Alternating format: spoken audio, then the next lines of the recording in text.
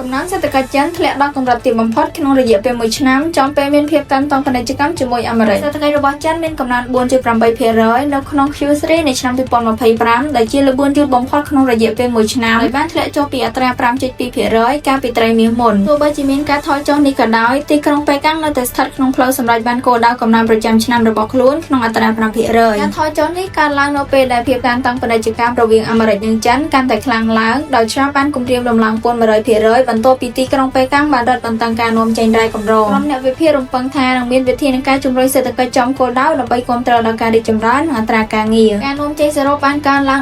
16.1% ប៉ុន្តែការនាំចេញទៅអាមេរិកវិញបានធ្លាក់ចុះដល់ 17% ខណៈដែលការចំណាយក្នុងស្រុកចុះខ្សោយនិងទីផ្សារអចលនទ្រព្យកំពុងធ្លាក់ចុះបានធ្វើឲ្យសន្ទុះកំណើនថមថយការធ្លាក់តម្លៃទំនិញជាបន្តបន្ទាប់ deflation និងអត្រាគ្មានការងារធ្វើរបស់យុវជនកើនឡើងដល់កម្រិតកំណត់ត្រា 18.9% បង្ហាញពីសម្ពាធដែលកំពុងបន្តមានលើសេដ្ឋកិច្ចរបស់ចិន